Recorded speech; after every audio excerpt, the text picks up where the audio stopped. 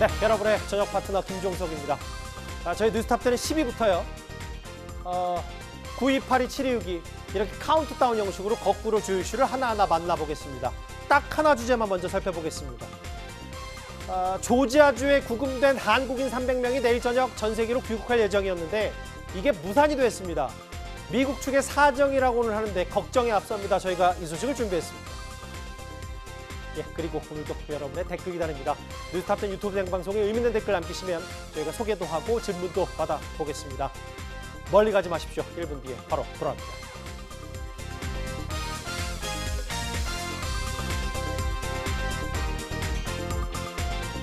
바로 10위로 출발해 보도록 하겠습니다.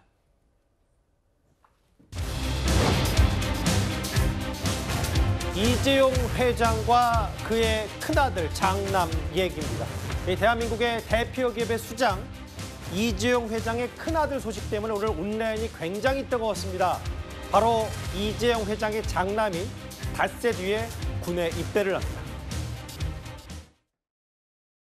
그동안 저와 삼성은 승계 문제와 관련해서 많은 질책을 받아왔습니다. 이제는 경영권 승계 문제로 더 이상 논란이 생기지 않도록 하겠습니다. 저는 제 아이들에게 회사 경영권을 물려주지 않을 생각입니다. 일단 이 얘기 오늘 거의 언론사의 속보로도 반영이 될 정도로 굉장히 뜨거운 이슈였는데 허주연 변호사님. 이재용 회장의 장남 24살의 이지호 군이 원래 복수 국적자였는데 미국 시민권을 포기하고 이제 해군 장교로 임관한다고 하더라고요. 우리 사회에 던지는 메시지가 꽤 큰 행보다라는 생각이 듭니다. 이지호 군은요, 미국에서 2000년에 태어났기 때문에 속지주에 의해서 미국 시민권을 갖고 있는 동시에 부모의 국적이 한국인이기 때문에 속인주에 의해서 한국 국적도 갖고 있는 복수 국적자였습니다. 사실 그리고 이지호 군이 살아온 어떤 행적을 보자면 고등학교부터 다 외국에서 졸업을 했고 아주 어린 시절을 제외하고는 인생의 거의 대부분을 해외에서 보낸 재외국민에 해당합니다. 예. 그렇기 때문에 이런 경우에는 일정한 요건을 갖추면 37살까지 병역을 연기를 할 수가 있습니다. 그러니까 반드시 지금 한국 국적을 선택해서 입영을 하지 않아도 병역 연기를 충분히 미룰 수 있는 정도의 시간이 있었음에도 불구하고 예. 자진해서 미국 국적을 포기하고 이번에 해군에 입대하겠다 이렇게 밝혔고 예. 139기 해군 학사사관 후보생으로 9월 15일에 입영을 합니다. 11주간 기초 군사훈련을 마친 다음에 소위로 인간을 해서 계속해서 복무를 이어나갈 계획인데요. 교육훈련 기간 포함해서 39개월입니다. 일반 병사로 입대하는 것보다 훨씬 긴 복무 기간을 선택해서 이렇게 한국 국적을 선택했다는 점에서 의미가 있는 것 같고 특히 지금 이재용 회장의 기업이 물론 기업인이기 때문에 이윤을 보는 사업가이기도 하지만 예. 그만큼 큰 영향력을 행사하고 있는 그런 대기업 수장의 아들이라는 점에서 노블레스 오블리주를 실천하는 어떤 모범적인 모습으로 우리 사회에 영향력을 행사하고 있는 것은 아닌가 싶습니다. 여기 보니까 39개월 군복무를 해야 돼요. 일반 병사, 일반 사병의 복무 기간 2배 가까이를 하는 거고 닷새 뒤에 시민권 포기하고 해군으로 갑니다. 장현주 변호사님, 사실 딸인 이원주 양은 SNS 혹은 여러 가지 온라인상에서 좀 알려지긴 했지만 아들 이지호 군은 잘 알려진 게 없는데 실제로 외국에서 주로 이제 공부를 했던 모양이죠? 그렇습니다. 앞서도 얘기가 나왔지만 2000년 미국에서 태어났고요. 그렇기 때문에 이제 선천적으로 복수 국적자였습니다. 그리고 외국에서 고등학교도 졸업을 했고요. 예. 프랑스 파리 정치대학에 또 입학을 했고 최근까지도 외국 소재 대학에서 학업을 이어오고 있다고 알려져 있습니다. 그렇기 때문에 본인의 시민권을 포기하고 예. 지금 입대를 하겠다라는 뉴스는 오늘 굉장히 크게 화제가 되고 있다라는 생각이 들고요. 특히 또 장교로 입영하는 부분들이 있기 때문에 시민권을 포기하는 그런 모습들을 보여주고 그럼 결국 복수 국적자로 남아있을 수 있는 부분을 결국 포기하는 것이기 때문에 이 부분은 결국에 한국 국민으로서의 의무를 이행하기 위해서 본인이 어떤 주어져 있는 시민권도 포기하는 모습을 보여주기 때문에 예. 이런 부분들은 또 한국 사회에 또 주는 메시지는 분명히 있는 것 같습니다. 이게 10여 년 전 야구장 방문 사진이었고요. 아까 잠깐 나갔던 영상. 이게 공식 석상이라면 공식 석상일. 할아버지 이건희 회장의 이제 장례식 때 아버지와 함께 찾았던 모습이 5년 전 가장 마지막에 포착됐던 저 현장 화면입니다. 옆에 있는 이제 동생, 여동생 이원주 양. 사실은 아까 제가 잠깐 언급했지만 허 변호사님, 딸 같은 경우는 이제 뭐 직간접적으로 많이 이제 노출이 됐었는데 실제로 이원주 양 같은 경우, 이제 이재용 회장의 딸 같은 경우도 NGO에서 인턴 생활을 했다. 이게 얼마 전에 좀 기사화가 되게 됐었어요. 그렇습니다. 작년에 인턴 생활을 마쳤다라고 하거든요. 그런데 이원주 양이 인턴 생활을 했던 그 단체가 비영리 단체입니다. 예. 시몬스 여사라는 글로벌 자선가가 설립한 비영리 단체인데 자선 활동가하고 그다음에 지역 어떤 유지들, 그다음에 뭐 구직자들 이런 예. 사람들을 연결해주고 정보를 제공해주는 그런 사회봉사 단체예요. 여기서 이원주 양이 어떤 업무를 했냐면 데이터 과학을 전공을 했기 때문에 관련한 정보들을 데이터베이스로 모으고 정리하는 그런 작업을 했던 것으로 알려져 있습니다. 예. 사실 아버지인 이재용 회장 같은 경우에는 서울대학교를 졸업하고 바로 삼성전자에 입사해서 사회생활을 시작을 했는데 사실 삼성전자에 입사를 한다는 것의 의미는 경영 수업을 받는다는 거거든요.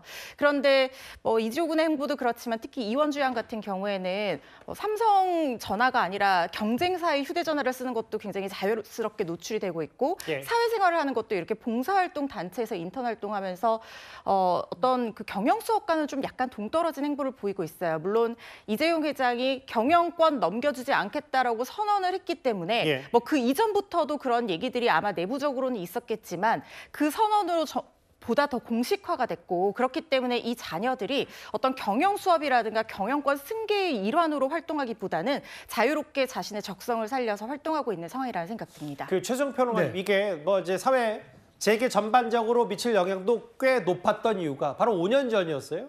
이재용 회장이 직접 기자회견, 정확히는 대국민 사과 때 본인 아이들에게, 제 아이들에게 경영권을 물려주지 않겠다 이렇게 못 박아서 얘기를 했었거든요. 그렇습니다. 꽤 화제가 됐던 거는 3세 경영 세습 이걸 하지 않겠다고 명시적으로 못을 박은 거기 때문입니다. 예.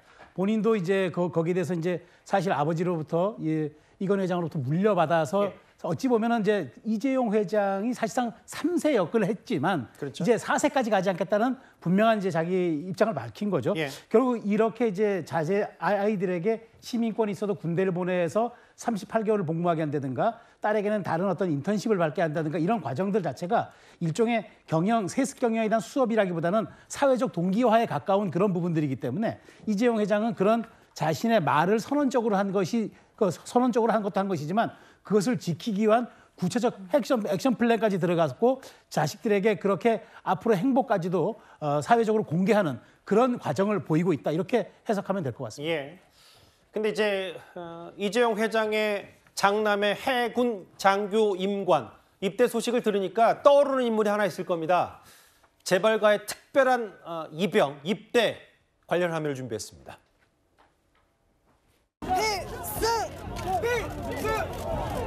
신고합니다. 사관후보생 최민정은 2014년 11월 26일부로 사관후보생에서 소위로 임명을 명받았습니다. 예, 신고합니다. 필승! 벌써 저 장면이 10년이 넘었습니다. 지금이냐 이제 전역을 하고 사회활동하고 있는 최태원 회장의 딸 최민정 씨가 해군 사관후보생에 자원 입대했고 이번에도 또 이재용 회장의 아들과 똑같은 해군이네요. 청해부대 아덴만 파병도 왔고 이 최근까지는 또 남편과의 결혼. 근데 남편도 또 중동에서 미군 특수부대 근무 이력이 있기 때문에 이런 것들이 꽤 화제가 됐었어요. 사실 이지호군 이전에 최민정 씨가 있었죠. 그때도 굉장히 충격적이었습니다. 재벌가의 딸이 보통 이렇게 의무복무자가 아닌 여성인데도 불구하고 이런 행보를 선택하는 것은 전례가 없는 일이었거든요. 2014년에 해군사관 후보생으로 자원 입대하고 저렇게 신고하는 모습, 그 앞에서 뿌듯한 표정으로 딸을 바라보는 노소영 관장의 모습이 굉장히 화제가 됐었습니다. 이후에도 좋은 어떤 성적을 기록을 하면서 굵직굵직한 작전들에 실제로 투입이 돼서 군 복무를 굉장히 성실하게 이행을 했고 이번에 결혼 소식을 전해준 중국계 미국인 남편 케빈 황도 군이라는 특수한 연결고리, 이 공감대를 바탕으로 이웃 주민으로서 굉장히 자연스럽게 만나서 결혼을 했다고 해요. 이게 재벌가에 흔히 있는 혼맥이라든가 어떤 정략 결혼 이런 것과는 완전히 동떨어진 행보여서 또 한 번의 울림을 줬던 그런 그런 예. 이 경사였고, 그리고 예. 특히 결혼식에서도 전사자들을 기리는 테이블이라든가 묵념의 시간 이런 순서들을 기획하고 만든 것도 굉장히 또 우리 결혼 문화나 이런 것들에 울림을 주는 그런 사건이었다라는 생각이 듭니다. 예. 삼성과 4세죠. 이재용 회장의 장남 미 시민권을 포기하고 닷새 뒤에 해군으로 입대를 합니다. 오늘 온라인에서 꽤 화제가 됐던 얘기를 저희가 준비한 10위였고요. 이제 9위로 가볼 차례입니다. 경찰의 수사선상에 오른 한 기업이 있습니다. 한때 유명 연예인, 유명 배우를 내세워서요. 꽤 공격적인 마케팅을 했던 고깃집 프랜차이즈 회사가 있습니다. 지금은 회사가 급속도로 그 규모가 쪼그라들었는데 그 내막이 이렇게 알려졌습니다. 허주현 변호사님, 저하고 화면을 하나하나 만나볼까요? 한양화로라는 꽤 공격적인 홍보를 했던 고깃집이 한 2, 3년 전에 있었는데 지금 이 한양화로 프랜차이즈 업계 이들에게 속아서 투자한 피해자가 무려 350명, 피해액만 2천억 원대. 이 자세한 내막을 좀 알아봐야 될 것 같은데요. 저 소고기 프랜차이즈가요. 뭐 처음에는 4개의 매장으로 시작했지만 가성비 있게 질 좋은 소고기를 누구나 마음껏 먹을 수 있다라는 컨셉으로 예. 굉장히 공격적인 확장을 해왔었습니다. 그런데 내실을 들여다보니까 5년 동안 단기 순이익이 마이너스인 상태였고 작년에는 무려 88억 원의 영업 손실을 보면서 자본 잠식 상태였는데 이러한 사실들을 외부에 알리지 않고 오히려 자신들의 어떤 프랜차이즈 명성을 내세워서 사람들에게 사기를 치고 다녔다는 겁니다. 예. 어떤 식으로 사람들을 꼬였냐면요. 예. 캐나다에서 자기가 아는 농장주가 있다. 그래서 최고급 소고기를 굉장히 저렴하게 수입을 할 수가 있다. 그래서 이걸 국내에 유통해서 수익을 많이 남겨서 돌려줄 테니 매달 투자금의 10%를 수익으로 지급을 하고 원금 보장까지 해주겠다라고 하면서 투자자를 모집한 것으로 알려졌습니다. 투자한 지 10개월 뒤에 원금 돌려준다라고 하니까 사실상 손해볼 게 없다고 생각하고 특히 이렇게 전국적으로 유명한 소고기 유통 프랜차이즈 대표가 예. 캐나다 농장주를 알고 있다고 하는데 수익성이 굉장히 안정적으로 높을 수 있다라고 생각했을 법합니다. 그러게요. 자본 잠식 상태인 어떤 그 사실상 변제할 능력이 없는 그런 상태였음을 숨기고 계속해서 투자자들을 모집을 해왔다는 거고요. 예. 이렇게 투자 사기에 속은 피해자들이 350여 명이고 피해액이 무려 2천억 원대로 추정이 되고 있는 상황이거든요. 대표와 부사장 등 3명이 사기 등 혐의로 지금 구속된 상태입니다. 여기 보면은 그러니까 어찌 보면 투자자들에게 거짓말한 거잖아요. 캐나다 거대 농장주, 뭐 농장주 통해서 한다는데 일반 정점 사장이었고 투자만 잘 투자한 거 금액 10%씩 매달 주겠다고 하는데 이것도 이행하지 않았습니다. 피해 규모가 2천억이고 이거에 관련된 사기성 피해를 당한 사람이 무려 350명입니다. 근데 이게 뭐 단순히 유명 연예인 앞세워서 공격적 마케팅하고 투자다 금 받았나라는 정도 차원이 아니라 앞서 말씀드렸다시피 속아서 투자한 피해자만 지금 350명이 되기 때문에 온라인 커뮤니티에 올라온 뭐 대자보성 이런 항의 글들 한번 보겠습니다. 뭐 아예 사기꾼, 뭐 인간 쓰레기라는 표현이 저렇게 붙었어요. 대자보까지 붙었다. 그 장현주 변호사님. 네. 이게 200억 원대고 실제로 저 해당 업체 주변에 저렇게 빨간 글씨로 분노의 대자보까지 붙일 정도면 이 사회적 파장이 만만치가 않은 것 같습니다. 그렇습니다. 저 대자보의 내용들을 사실 보면요, 굉장히 사실 그 피해자들의 절절한 메시지가 지금 담겨 있는 상황이거든요. 그만큼 지금 피해를 본 금액대도 굉장히 지금 천문학적 단위로 커져가고 있는 상황이고 지금 관련돼서 지금 수사가 또 급속도로 진행이 되고 있는 부분들이 있기 때문에 예. 사회적인 파장은 앞으로도 좀 더 심해질 것 같다는 생각이 듭니다. 특히나 이제 유명 연예인을 앞세워서 광고를 했던 부분이라든지 이런 부분들 때문에 그 적극적인 어떤 광고나 홍보 마케팅의 비용 비용을 많이 쓰면서 사실상 어떤 가맹본부 차원에서 내실을 기하는 것이 아니라 또 보여주기식으로 운영을 했던 것 아니겠느냐 이런 비판도 나올 것 같고요. 그렇기 때문에 뭐 적자라든지 그다음에 지금 계속해서 자본 장치 상태였다 이런 점은 수사기관에서 계속 들여다볼 것으로 보입니다. 예. 뿐만 아니라 지금 이게 사기 혐의이고 분명한 피해자가 있는 사건이기 때문에요. 그러게요. 일단 수사기관에서는 피해자의 입장에서 피해자들의 피해가 더 이상 확대되지 않도록 그리고 그 피해자가 피해를 회복할 수 있는 방안이 무엇인지 이런 부분도 수사기관으로서는 같이 고려를 했으면 좋겠다 생각됩니다. 알겠습니다. 2천억 원대 사기. 한 소고기 프랜차이즈 업체의 관련 혐의와 의혹들을 하나하나 살펴봤습니다. 이제 9위까지 했고요. 다음 주에는 8위로 가보겠습니다. 이제부터 만나볼 저 영상입니다.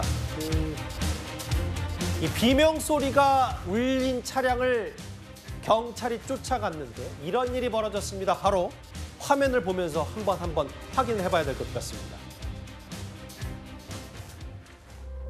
지금 이 시선은 순찰차가 보는 시선이고요. 이렇게 비상등을 켠 채 하얀 SUV가 서 있습니다. 그리고 오른쪽에 갑자기 한 여성이 나와서 순찰차 뒤에 찰 수밖에 없죠. 맞습니다. 아이를 태우고 응급실로 가던 그 어머니인데요. 때마침 순찰 중이던 저 순찰차 경찰을 발견하고 저렇게 사이렌을 켜고 출발합니다. 다행히 천만다행으로 저렇게 길을 터주는 시민들의 모습. 가운데로 속도를 낼 수가 있었습니다.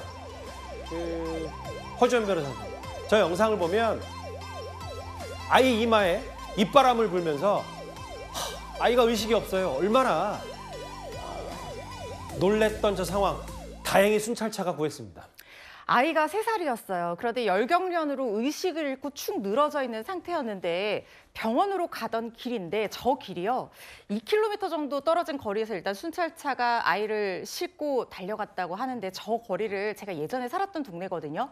엄청나게 정체가 심한 곳입니다. 그래서 평소에는 2km 거리인데도 8분에서 10분 정도 걸리는 거리인데 예. 순찰차가 아이를 태우고 마이크로 방송하면서 사이렌 울리니까 마치 모세의 기적처럼 시민들이 양옆으로 길을 터서 열어줬다는 거예요. 그래서 불과 2분 만에 병원까지 도착해서 아이를 살릴 수 있었던 정말 아찔하면서도 훈훈한 그런 사건이었는데요. 예. 아이 엄마가 얼마나 다급했는지 남편과 같이 아이 데리고 가는 병원 가는 길에 탔던 SUV 밖에서도 엄마 비명 소리가 그대로 들릴 정도였다고 해요. 저 장면이잖아요. 지금 차를 세울 수밖에 없고 빨리 지금 가야 되는데 발만 동동 구르고 저 진짜 위험천만했어요. 엄마 마음은 진짜 새까맣게 타들어갔을 거예요. 그런데 순찰차가 비명 소리가 들리니까 비상등을 켜고 차가 이렇게 SUV가 가니까 뒤를 따라갔던 겁니다. 그런데 저렇게 우회전하는 저기서 이 차량이 결국에는 멈춰서고 이 엄마가 순찰차를 발견하고 축 늘어진 아이를 안고 굉장히 다급하게 순찰차로 달려와서 도움을 요청을 했다고 하고요.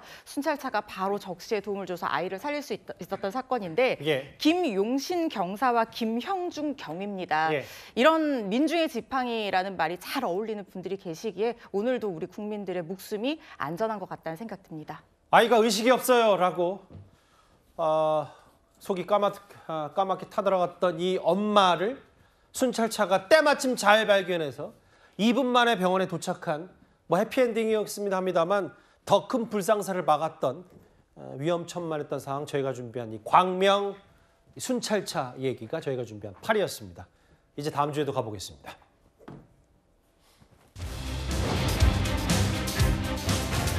원더걸스 사진이 등장했습니다. 최근에 이제 공식 활동을 원더걸스가 하진 않고 있는데 미국에 진출했던 원더걸스 사진이 왜 나왔냐? 어제였습니다. 대통령실이 발표했던 인상 가운데 단연 눈에 띄었던 건 바로 JYP 박진영 씨가 어제 대통령 직속 대중문화교류위원회 공동위원장으로 내정됐다는 소식 때문이었습니다. 이제 그는 장관급이 됐습니다. 공동위원장에 문화체육관광부 장관과 가수 박진영 씨를 내정하셨습니다. 박 대표는 한국을 대표하는 가수 중에 한 명으로 K-팝 세계화를 위해 노력해왔습니다. K-팝을 가장 먼저 미국에 진출 시도한 사람이기도 하고 현재 K-팝 세계화에서 세계화와 관련해서 대한민국의 상징처럼 돼 있는 분들입니다. 세계적인 궁금증에 대한 화답이기도 하다 이렇게 말씀드릴 수 있을 거라고 생각이 듭니다. 어제 뭐 여러 인선이 있었지만 특히 이제 박진영 대표가 장관급인 대중문화교류위원회 위원장으로 내정됐다. 대통령 직속기구로 새롭게 만들었어요. 요즘 뭐 K컬처, K팝, K문화가 전 세계적으로 우리가 가장 돋보이는 영역이 됐기 때문에 여러 이재명 대통령의 보관도 있을 텐데 중요한 건 이제 박진영 위원장이라고 불러야 되나요? 이제 박 위원장의 즉각적인 반응일 텐데 허주연 변호사님. 본인이 올렸던 사진 중에 본인이 키워냈던 원더걸스 사진을 올렸어요? 그렇습니다. 2009년 원더걸스가 노바디로 빌보드 핫백 76위에 진입했던 사진을 게재하면서 소감을 밝힌 겁니다. 예. 정부일을 맡는다는 게 상당히 좀 부담스러운 측면이 있기는 하지만 지금 K-팝이 너무나도 특별한 기회를 맞이했고 이 기회를 꼭 잘 살려야겠다는 결심이 들어서 자리를 수락했다. 이걸 맡기로 결심을 했다. 이렇게 소감을 밝혔는데요. 사실 얼마 전에 지드래곤이 북미 공연에서 6만 명이 넘는 팬들을 동원을 했고 예. 블랙핑크의 로제 씨가 올해의 노래 최고의 상을 수상을 K-팝 가수로는 최초로 했고 또 BTS 너무 유명하죠. 그런데 이런 K-팝이 전 세계에서 인정받기 그 이전에 싸이의 강남 스타일이 있다고 생각하는데요. 그보다 더 이전에 박진영 대표가 원더걸스를 이끌고 미국의 정말 그 척박한 땅에 K-팝을 처음 알린 전도사였습니다. 예. 그때는요 유튜브도 없었기 때문에 지금처럼 활성화되지 않았거든요. 그래서 가서 일일이 손으로 전단지 돌리고 그 디즈니 채널로 유명했던 조나스 브라더스라는 그 아이들에게 굉장히 인기 있었던 보이밴드가 있었어요. 그 기획사의 박진영 대표가 직접 찾아가서 직접 프리젠테이션하면서 원더걸스에 대해서 알려서 그들이 전미 투어 공연을 할 때 원더걸스가 오프닝 공연을 했습니다. 그러니까 이제 마치 이제 버스 타고 기차 타고 다니면서 미국 순회 공연하듯이 홍보를 했다고 하더라고요. 네, 그런데 그게 굉장히 환경이 열악했거든요. 예. 그 버스를 타고 원더걸스 멤버들 영어도 처음에 안 되는데 힘들어서 울기도 많이 울었고 너무 고생을 많이 했었습니다. 그러게요. 지금의 K-팝 위상과는 완전히 다를 때였어요. 예. 근데 그리고 나서 싸이의 강남 스타일이 나오고 BTS가 나왔는데 이거는 사실은 그때 당시에 원더걸스가 미국에 진출해서 이 K-팝이라는 것에 대해서 처음 알렸던 그 토양이 있었기 때문에 연결고리가 돼서 가능했던 업적이 아닌가 저는 이런 생각도 들거든요. 예.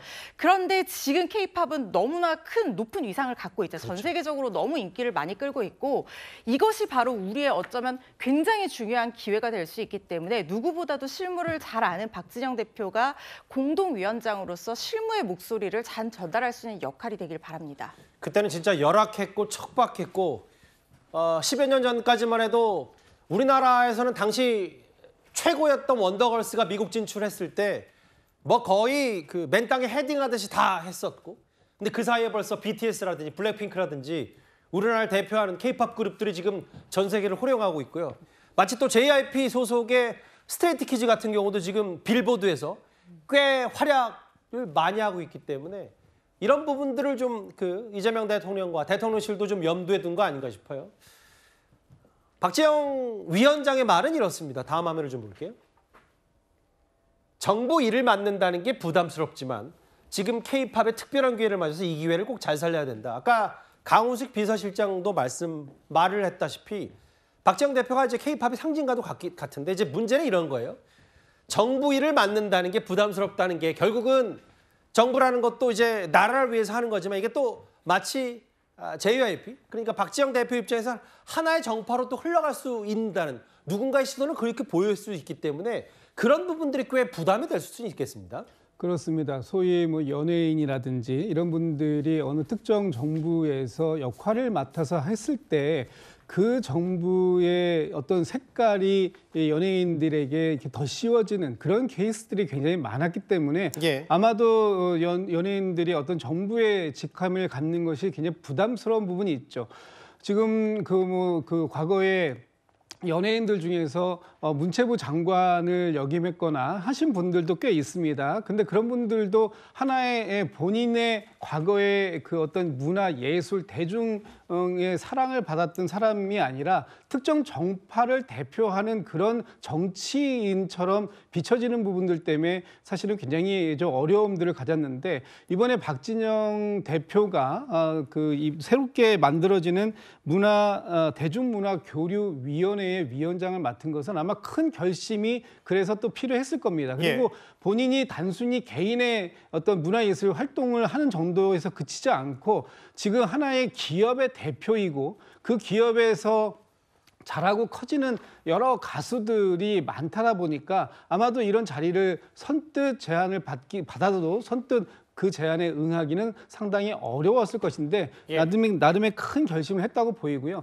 요즘에 캐대헌이라고 그 영화가 있지 않습니까? 예. K-팝 데몬 헌터스입니다. 이 K-팝이라는 것이 이제는 하나의 음악 정도가 아니라 예. 새로운 문화 예술 대중문화가 되었고 지금 거기에 나오는 빌보드 그 노래 주제가가 골든이라는 주제가죠. 예. 이것이 빌보드 핫 100에서 지금 3주 연속으로 그렇죠. 1위를 달리고 있는 아주 중요한 시점입니다. 그런데 단순히 노래 하나가 세계인들의 사랑을 받는 것이 아니라 그 노래와 연관되어서 나오는 드라마, 그 영화 속에 나오는 한국, 서울, 그 음식 이런 모든 것들이 세계인의 사랑을 받고 있는 과정들 속에서 이 그 대한민국 정부가 만들어지고 있는 이런 이 알겠습니다. 대중문화 교류 이런 부분들에 대해서 큰 역할을 맡아보겠다라는 부분에 있어서는 저는 큰 박수를 좀 드리고 싶습니다. 그러게요. 생각해 보니까 이제 캐대헌, K-팝 데몬 헌터스 전에 넷플릭스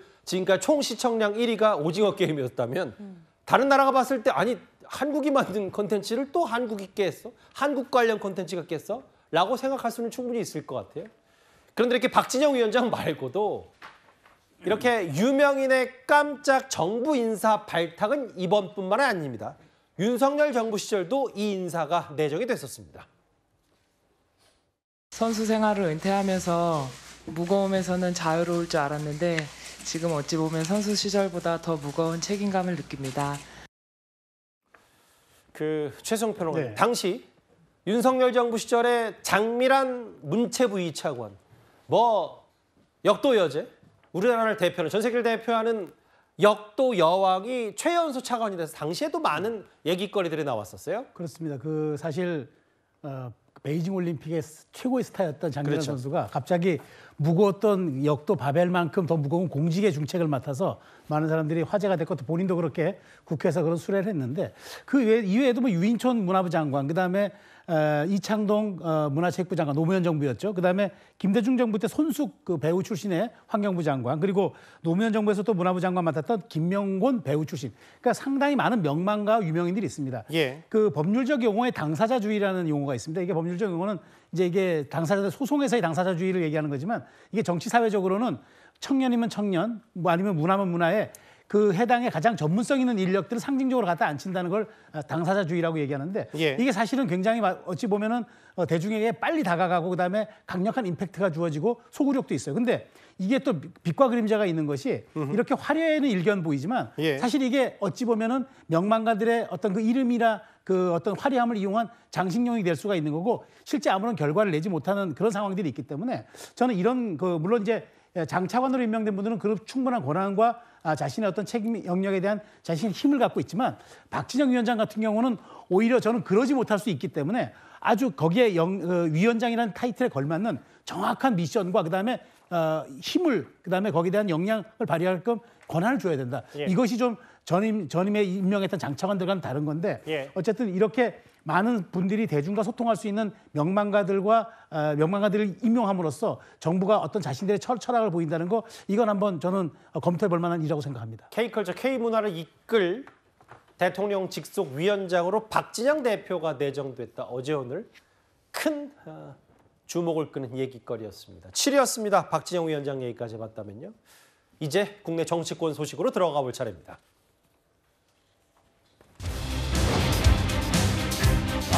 잘 알려진 인물은 아닌데 이제부터 조국혁신당 내부 얘기를 좀 해보겠습니다. 조국혁신당 의원들이 당내 성비위 사건을 수습할 비상대책위원장으로 조국 원장을 추천하기로 했습니다. 그런데 오늘 법사위에서는 갑자기 이 조국혁신당의 성비위 사건 얘기가 소환이 됐습니다. 상대당 제1야당에 판사를 선임해 주지 않는 이런 폭거가 어디 있습니까? 이게 이러고도 더불어민주당이라고 할 수 있습니까? 그래서 저희가 나홀로 독재당이라고 하는 겁니다. 나홀로 독재당. 혼자서 다 해드세요. 박은정 의원님, 조국혁신당 성추행 문제나 똑바로 하고 여기 오세요. 법사위 와 있을 자격 있습니까? 예. 그러니까 성추행당 성추행당 의원 여기 와 있을 자신 있습니까?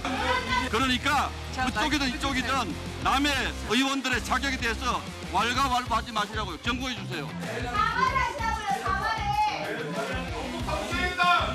자, 신동욱 의원님 발언 부분은 속기록을 뽑아주시기 바랍니다. 정의당의 발언에 대해서 누가 그러면 전부도 잘하시고 일당 협박도 잘하시잖아요. 왜 저런 분 가만둡니까? 그런 거라고 하셨어요? 그런 거? 그런 행위를 잘하는 거예요.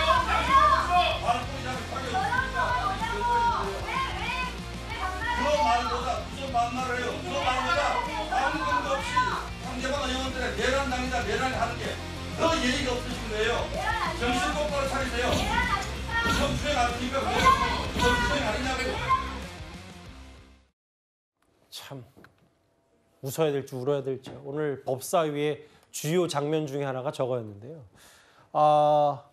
나경원 의원이 아직 간사로 선임이 되지 못한 상태에서 신동욱 의원과 조국혁신당 박은정 의원의 갈등, 격양된 반응들. 최성 변호사님. 네.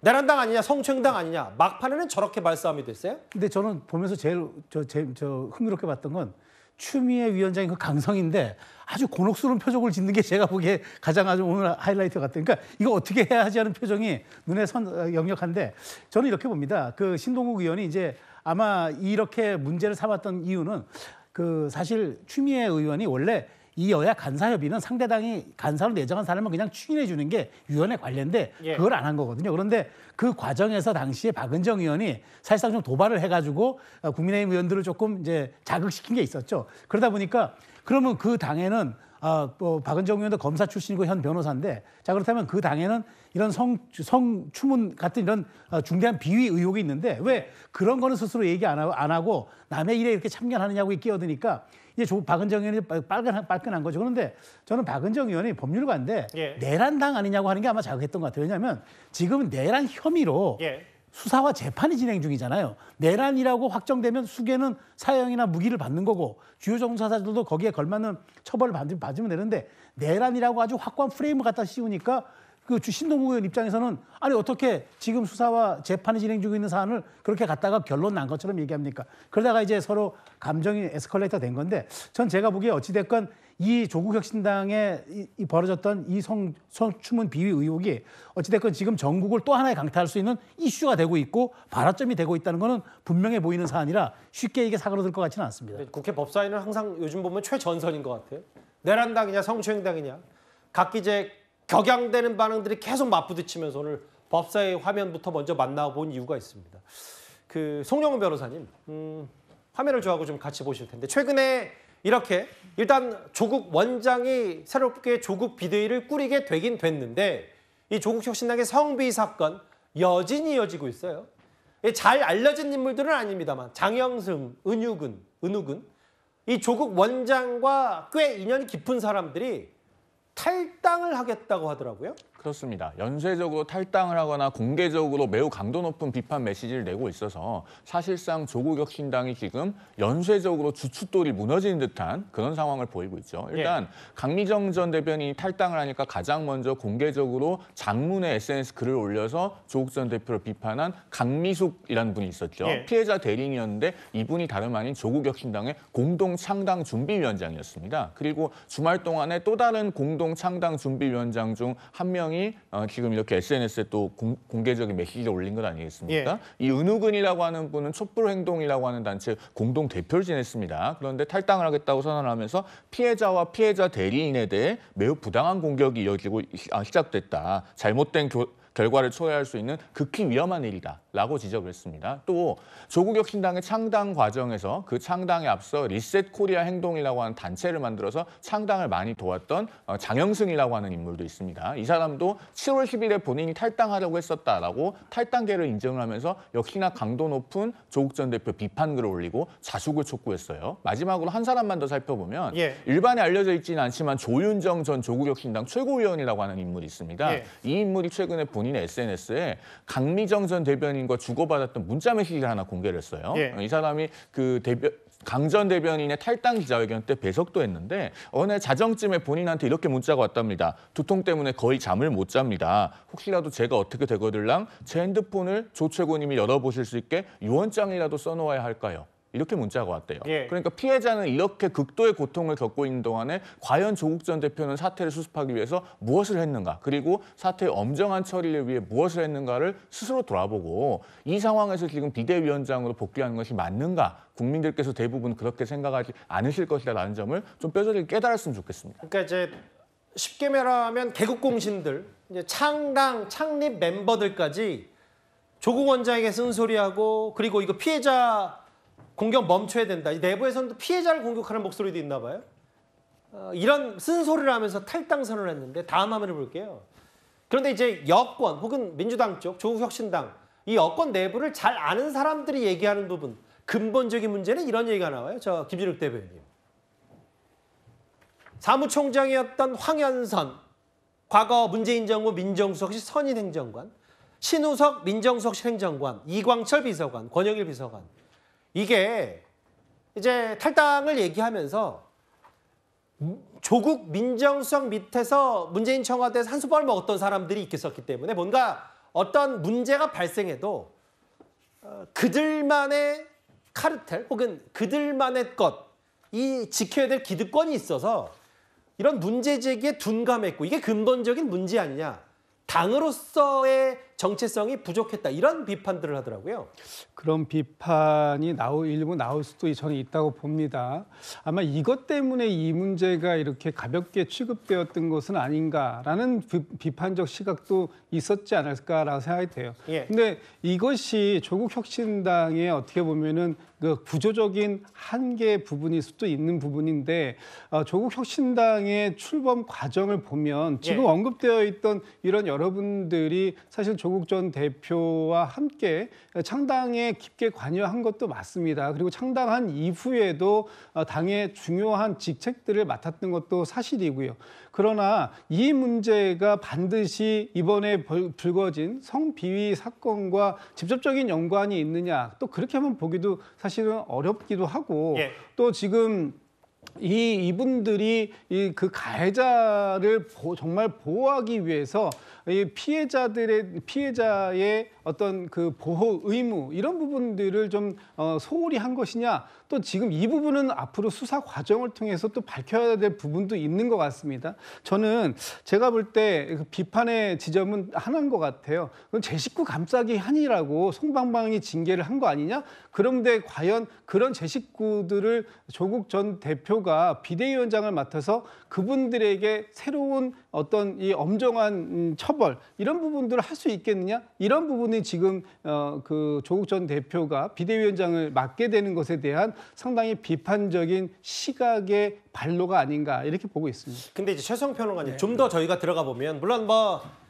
조국 원장을 잘 아는 이 사람의 얘기는, 당의 현재 얘기는 믿을 수 있는 소수의 사람들과 만든 스타트업 정당이라고 했는데, 특히 저도 기억에 남는데, 기억에 남는 게요. 지난 주말에 황현선 전 사무총장직 물러나서 뭐라 그랬냐면, 이거 조국 원장에게 너무 비난의 화살을 쏘지 말라라고 했던 게, 이런 민정수석실 내에 조국 민정수석을 꼭지점으로 해서 이렇게 위계질서가 확 잡혀있기 때문에 그걸 그대로 조국 혁신당이 가져왔던 이런 구조적 문제가 있는 거 아니냐, 이번 성비위 사건, 이런 분석도 있어요. 그러니까 지금 장영선 전 대표는 스타트업 정당이라는 약간 경제학적 용어를 썼지만, 저는 한마디로 얘기하면 1인 정당의 한계를 극명하게 노정시켰다. 그러니까 1인 정당이라 하면 그 1인을 둘러싼 이른바 이너서클들이 결국에는 모든 것들을 의사결정하고 하기 때문에 정당으로서의 기본적 기능, 그러니까 정당의 의사결정 구조와 정당 내부의 그 소통뿐만 아니라 정당 외부의 모습들, 그러면 그 외형적 모습들은 어떻게 각 시도당으로부터 뿌리를 내릴 것인고, 그것이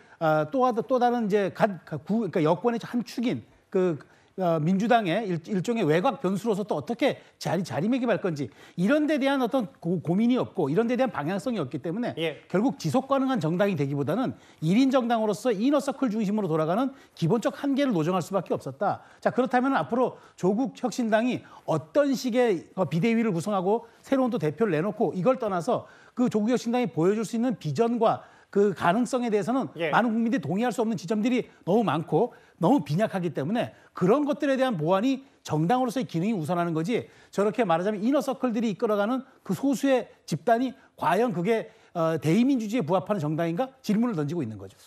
창립 멤버들, 개국 공신들도 탈당을 하고 있기 때문에 근데 이런 부분도 있죠. 실제로 피해자 측은 이른바 조국 비대위를 반대했었습니다. 조국 전 대표께도 여타 다른 입장은 듣지 못했습니다. 그래서 말씀하시지 않는 이 침묵도 제가 해석해야 될 메시지라고 생각을 합니다. 조국혁신당 의원 다수는 조국혁신당 비대위원장으로 조국혁신정책연구원장을 당무위원회에 추천하기로 하였습니다. 비대위원회는 당 내외의 역량을 모아 신뢰를 회복하고 혁신을 실현할 것입니다. 창당 추심으로 다시 시작하겠습니다. 저희들이 공식적으로 전달받은 바는 없는데 한번 확인을 해보고요. 조국 혁신정책연구원장이 피해자를 만나서 위로하고 또 피해자를 지원하고 또 당에 복귀할 수 있는 후속 조치 등에 대해서 협의를 진행할 것이기 때문에 비대위가 구성되면 그런 노력들을 충실하게 해갈 것이라고. 피해자 측이 이제 조국 비대위 체제를 좀 부정적으로 본다는 건 사실 많은 언론을 통해서 전해졌었는데 공식적으로는 연락을 못 받았다고 어제 얘기했어요. 장현주 변호사님. 네. 아니 당의 주인이 조국 원장인데 비대위원장 된다고 잘 처리하겠냐. 피해자 측은 꾸준히 이거에 대해서 부정적인 얘기를 했는데 어찌 보면 피해자 측의 입장이 지금까지 일련의 과정 중에 조국 비대위원장까지 출범하게 된다면 제대로 반영된 게 거의 없다시피 한 건 아닌지 모르겠어요. 결과적으로는 그렇게 될 것 같아서 아쉬운 결정이 아닌가라는 생각 듭니다. 특히 성비위 사건과 관련된 경우에는 당연히 피해자 중심으로 그리고 피해자 입장에서 처리해야 된다라는 부분은 이제 좀 확고해진 것 같고요. 특히나 신속하게 절차를 진행해서 피해자가 혹시나 당할지도 모르는 2차 가해 발생 가능성까지도 차단해야 된다는 것, 이것도 또 분명한 기준이 될 것입니다. 그러나 이 두 가지 모두를 조국혁신당이 좀 놓쳤던 부분이 매우 아쉽다라는 생각이 들고, 특히 비대위원장 같은 경우에는 아마 조국혁신당으로서는 뭐 실질적인 당대표라고 할 수 있는 조국 원장이 결국에는 이 문제를 해결할 수 있는 적임자가 아니겠느냐, 아마 이런 문제의식에서 조국 원장을 비대위원장으로 선임해가는 절차를 밟는 것 같긴 합니다. 그러나 이런 모습들은 사실 외부에서 볼 때, 특히 이제 국민들이 볼 때는요, 비대위원장만큼은 제3의 어떤 객관적인 기준을 가진 사람이 와서 조국혁신당에 그동안에 잘못된 점이 있다면 이런 부분들을 과감하게 혁신할 사람이 와야 되는 것 아니냐라는 기대가 있었습니다. 예. 그런데 다시 조국 원장이 비대위원장으로 와서 과연 정말 과감하고 단호하고 어쩌면 지나칠 정도로 관련된 부분들을 처리하는 모습을 보여줄 수 있을지 조금 의문이 들고요. 그렇기 때문에 앞으로 조국혁신당이 조국 원장이 비대위원장이 된다라고 하더라도 정말 단호하게 지금 국민들 보시기에 정말 제대로 이 부분을 시정했다라는 생각이 들 정도로 혁신을 해야 되지 않을까라는 생각 듭니다. 리더십의 시험대에 올랐죠, 조국 원장이. 당은 최대 위기고 창립 멤버들도 이제 탈당하겠다고 하고 있습니다. 6위였습니다. 다음 주에는 다른 당 얘기를 해보겠습니다. 노무현 전 대통령 사위 곽상원 의원의 모습도 나왔고요. 그런데 조국혁신당 말고도요, 거대 여당 민주당의 내부 분위기도 참 묘합니다.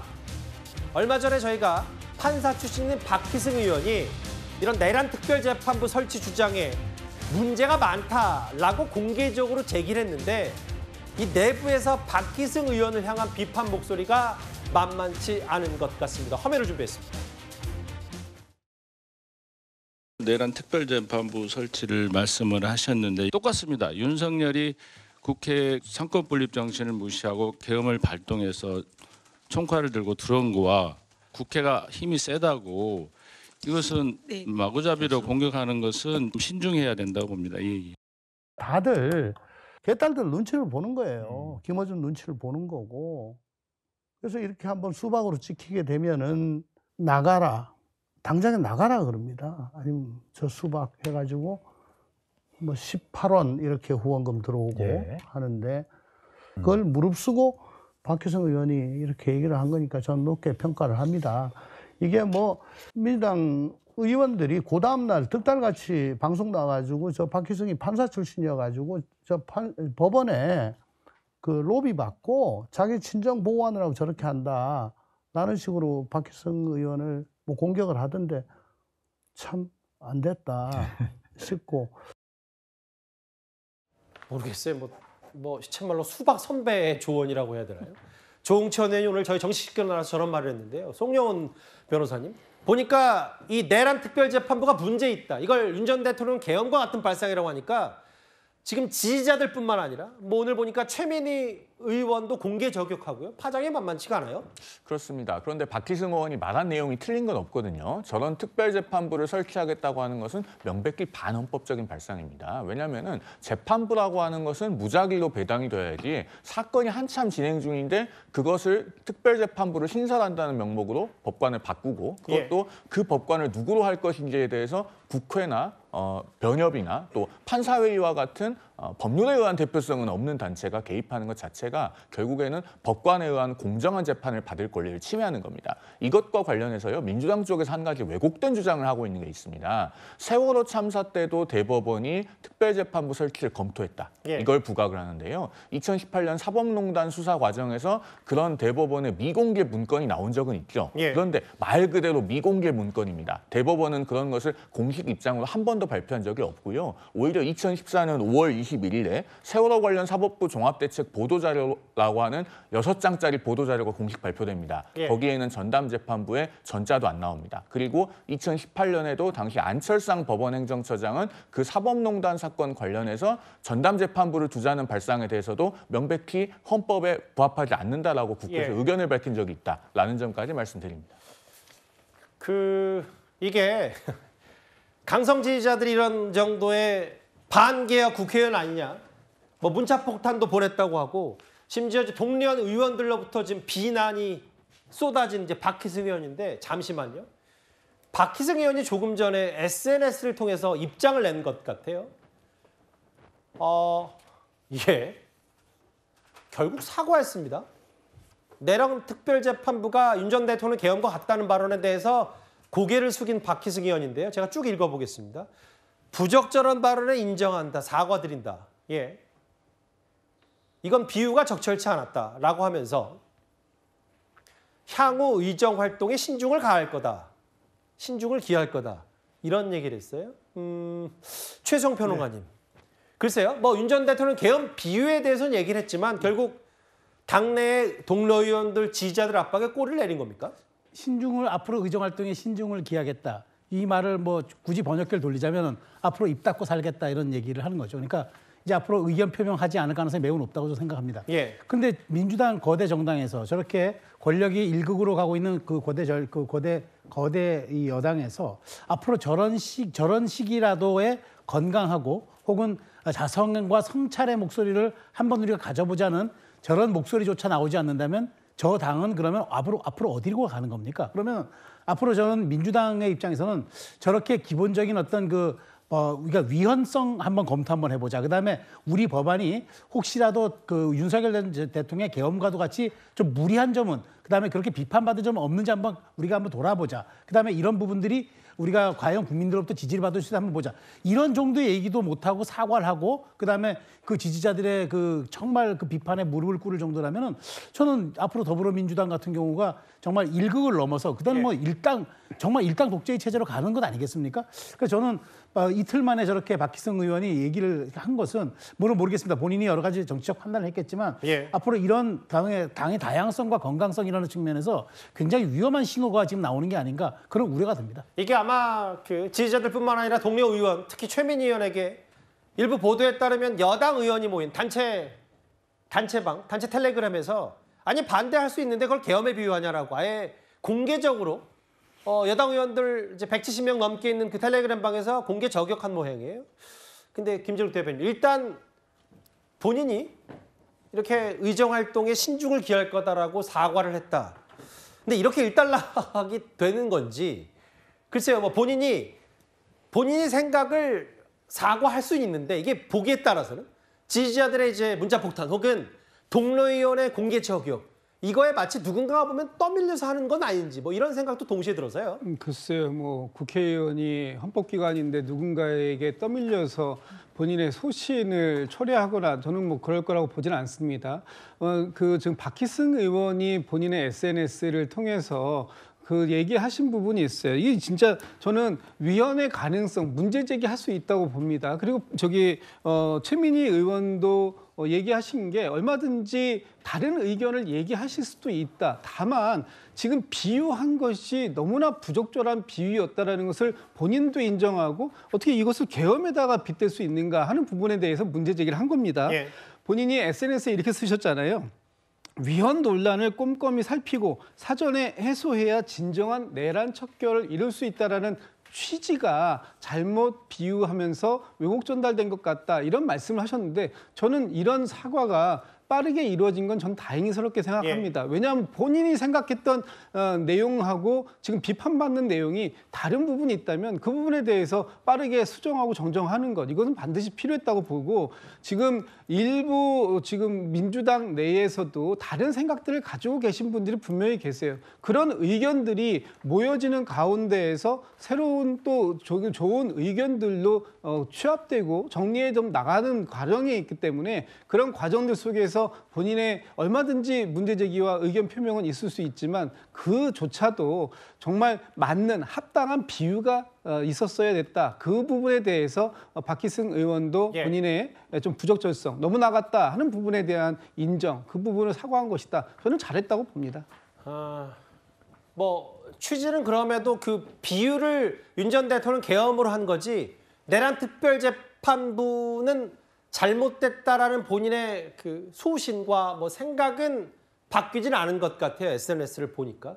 그런데 최민희 의원이나 민주당의 일부 지지자들이 비판하는 대상이 박희승 의원 말고 또 있죠. 바로 곽상원 의원. 이 특정 유튜브에 휘둘리고 있다라는 취지 얘기하니까 말 똑바로 하라. 말 바로 하라. 누가 머리를 조아리냐. 김어준 씨에게 휘둘린 결정 열거해버리라고 최민희 의원이 공개적으로 나섰고요. 아까 이제 조응천 의원, 이제 과거 민주당에 몸담았던 조응천 전 의원 얘기는 민주당의 개딸과 김어준 씨 눈치를 보고 한 번 수박으로 찍히면 나가라. 뭐 이런 돈, 후원금을 보낸다.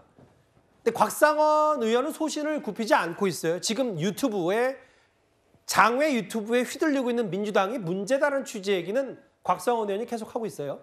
그렇죠. 일단 또 조응천 전 의원의 저런 이야기들은 뭐 본인의 개인적인 견해라고 저는 생각하고요. 그리고 지금 여러 가지 이야기가 되고 있는 뭐 박희승 의원이나 또는 뭐 곽 의원에 대해서 저런 얘기를 해주는 게 저는 오히려 크게 도움은 되지 않을 것 같다라는 생각은 듭니다.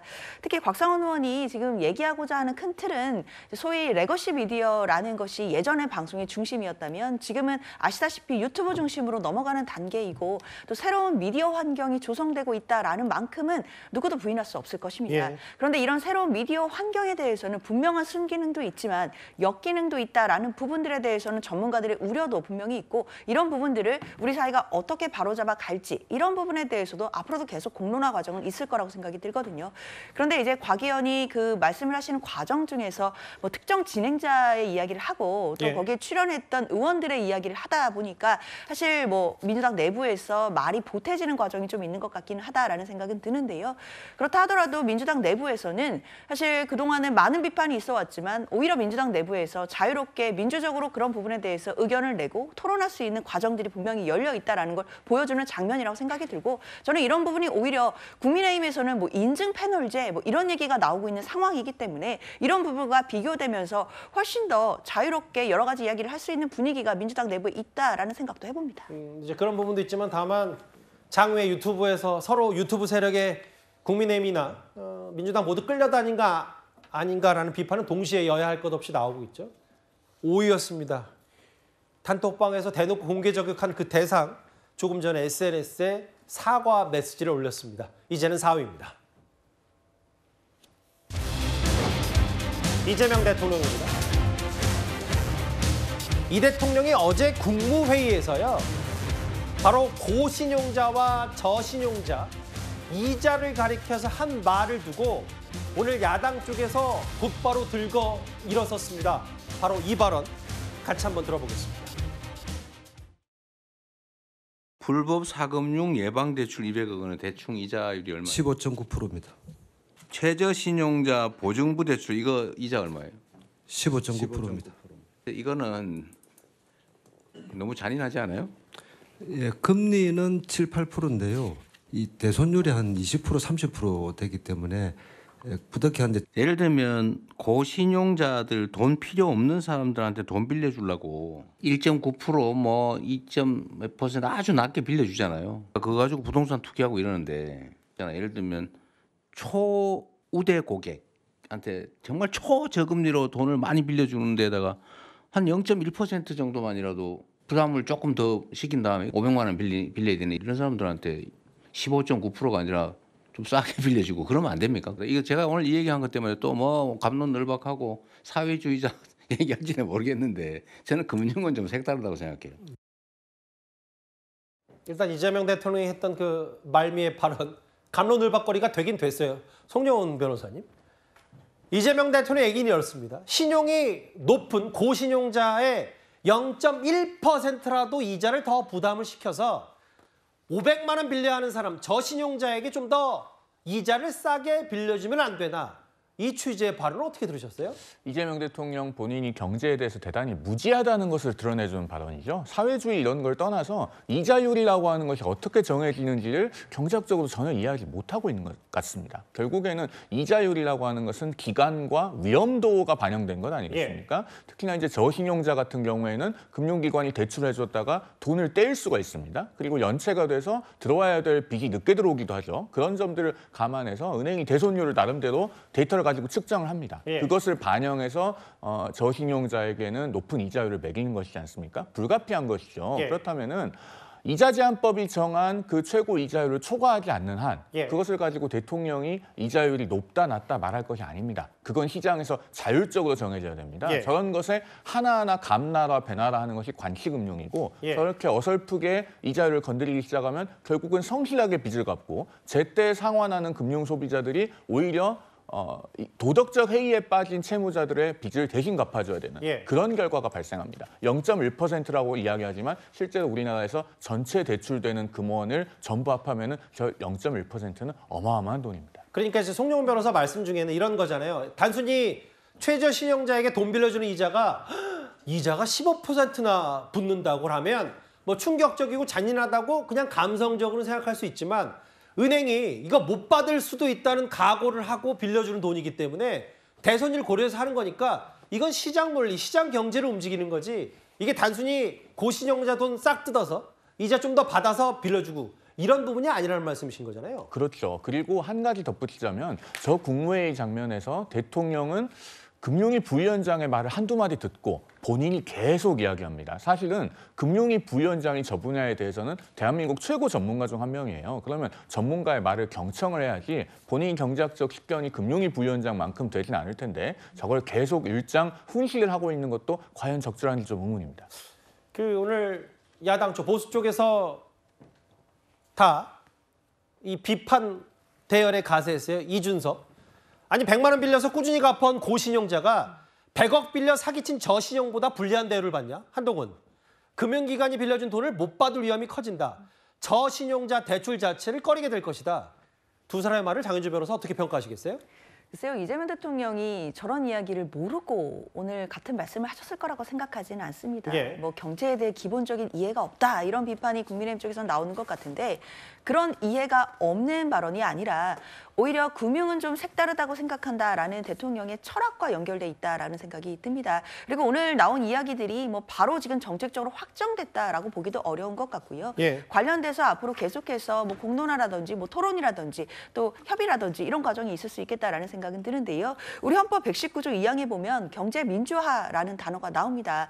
사실 경제 규제와 조정을 할 수 있다라는 부분들이 있고 또 경제 주체의 조화를 위해서는 국가가 개입할 수 있는 부분이 있다라는 부분이 부분이 헌법에는 분명히 전제되어 있습니다. 예. 사실 당연히 경제가 시장 논리대로 흘러가는 것이 맞긴 하지만 그런 경우에 또 경제력의 차이라든지 또 여러 가지 남용될 수 있는 부분들, 그런 시장 경제 폐해들을 막기 위해서 우리 헌법은 경제 민주화를 도입하고 있고 정부가 일정 부분 개입할 수 있는 부분들이 분명히 존재하거든요. 예. 아마 그런 철학 하에서 이재명 대통령이 하신 말씀이라고 저는 생각이 들고 예. 이 부분은 무슨 경제에 대한 뭐 전혀 이해가 없다 이렇게 보기는 어려울 것 같습니다. 근데 이제 말씀하셨던 철학 부분도 있죠. 뭐 경제에 무지해서 그런 건 아니다. 근데 김진욱 대변인, 이게 보기에 따라서는 최근에 국무회의에서 이재명 대통령이 어떤 부분을 언급하면 곧바로 시행되고 절차에 돌입하는 경우들이 왕왕 있기 때문에 저게 어제 금융위 부위원장 앞에서 했던 얘기고, 글쎄 뭐 이자놀이 그만하고 은행도 뭔가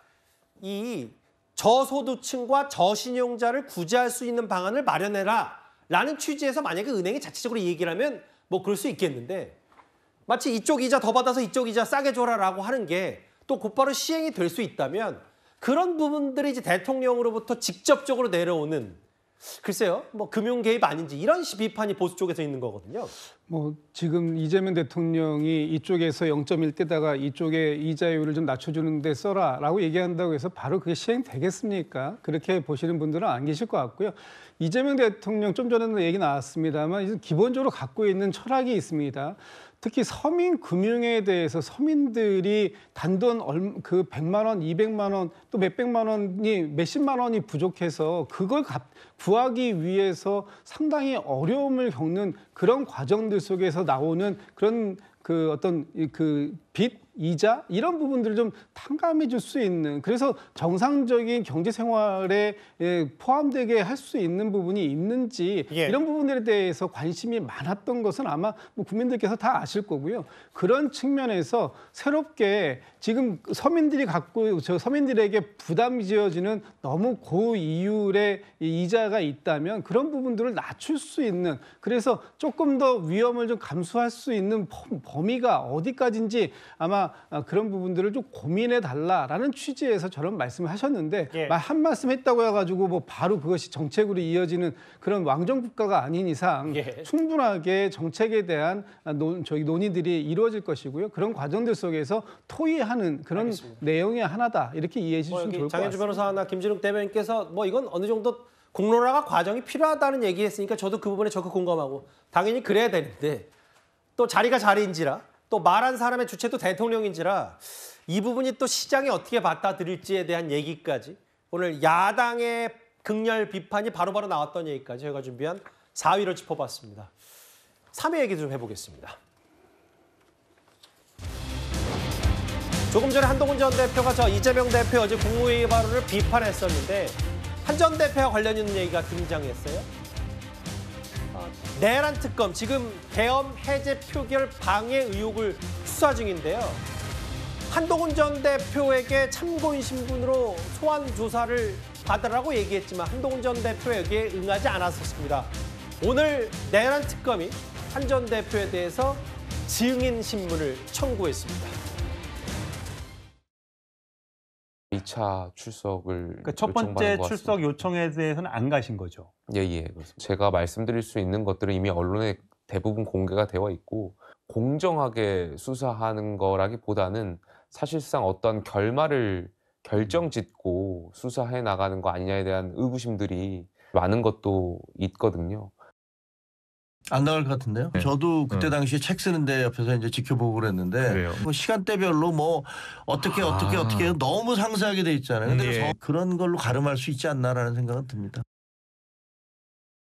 이 계엄 해제 당시 12월 3일 그날 밤 국회 상황을 좀 특검이 알고 싶다고 해서 몇몇 국민의힘 소속 의원들을 이제 참고인 신문으로 부르려고 했는데 대표적으로 응하지 않았고, 제 기억이 맞다면 뭐 조경태, 김예지 두 의원만 특검 조사를 받았었는데, 한동훈 전 대표입니다. 장현주 변호사님. 불러도 안 나온다. 그래서 내란 특검팀의 얘기는 기소 전에 증인신문을 청구하겠다. 이 절차가 뭔지 좀 자세한 설명을 부탁드릴게요. 일단 내란 특검팀에서 마지막 카드를 쓰고 있다라고 봐야 될 것 같습니다. 마지막 카드다? 왜냐하면 기소 전 증인신문이라는 제도는요. 그러니까 수사를 하다가 이 사람은 꼭 불러서 물어볼 것이 있는데 오지 않는 경우에 그러면 재판이 열리기 전에 재판부에 미리 청구를 해서 증인신문을 할 수 있도록 요청을 하는 제도입니다. 왜냐하면 한동훈 전 대표는 지금 피의자나 이런 신분이 아니라 참고인 신분이기 때문에 사실 피의자의 경우에는 불러서 오지 않으면 계속해서 오지 않을 경우에는 뭐 체포영장을 청구하다든지 이렇게 강제로 소환할 수가 있지만 참고인의 경우는 사실 오는 걸 강제하기가 어려운 상황이거든요.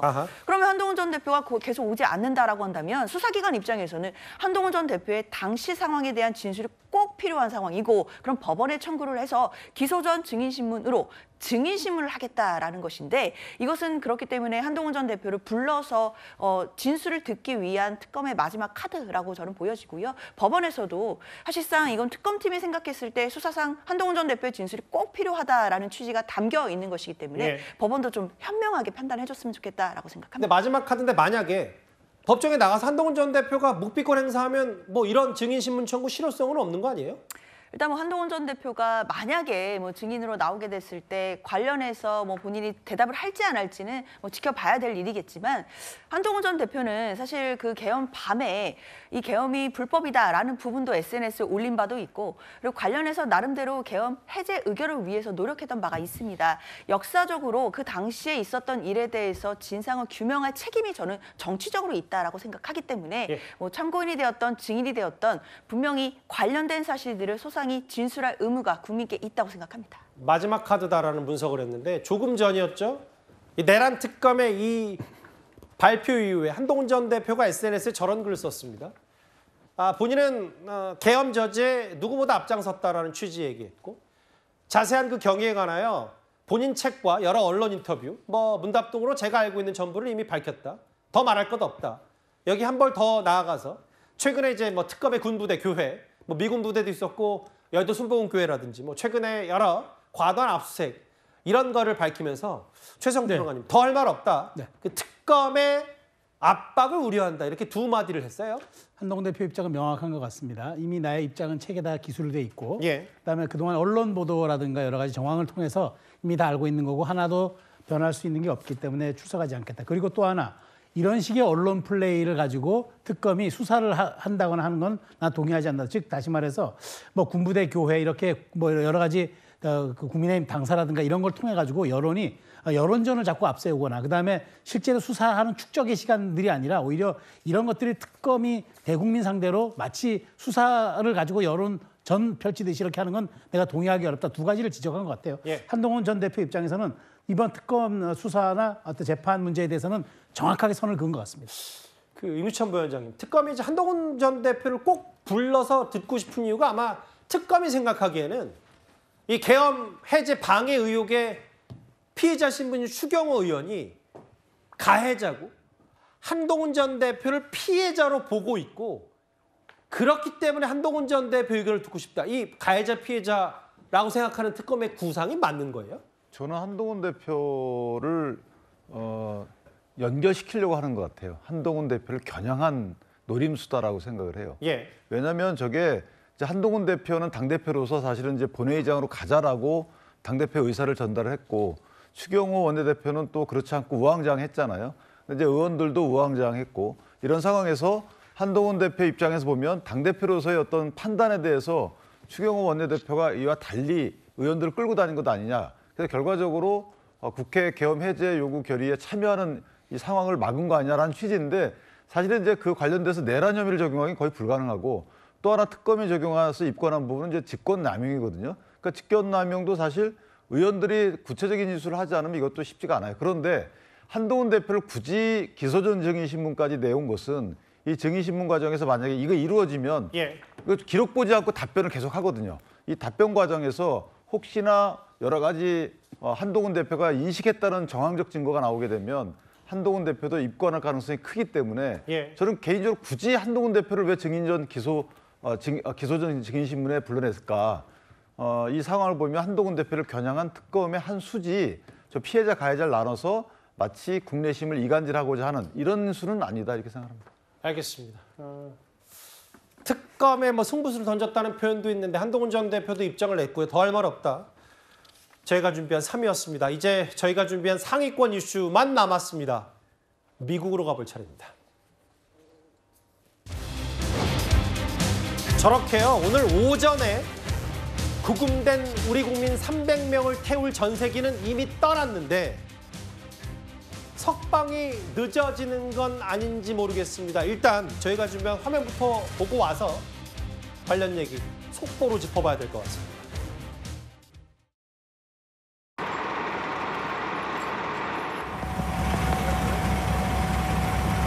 I want to ask about their conditions. You need to go talk to the office. No comment on that, sir. Have you seen the Korean people who were detained by the ICE? How are their condition? 방에 몇 명 더 있고 거기서 한국인이 3명이라고 지금 들었거든요. 성인 여러 명이 이제 쓰다 보니 방이 좀 좁다고 매우 노후돼서 이제 원래 기존에 뭐 자던 숙소나 이런 매트리스하고는 비교해서는 비교가 안 될 정도로 열악하다고. 하루빨리 석방해둬야 되는데 저렇게 열악한 상황에 누워있는 우리 국민 300명. 그런데 석방이 늦어질 수밖에 없는 것 같아요. 제가 미리 말씀드린 속보 내용은 이거입니다. 귀국이 돌연 연기가 됐습니다. 우리 외교부의 얘기는 그러니까 원래 내일 저녁에 한국으로 돌아오기로 돼 있던 전세기가 현지 출발이 어렵게 됐다. 돌연 무산이 됐다라고 알려온 거예요. 미국 측 사정이라는 게 이제 우리 정부 당국의 설명입니다. 미국 측 사정이 뭘까요?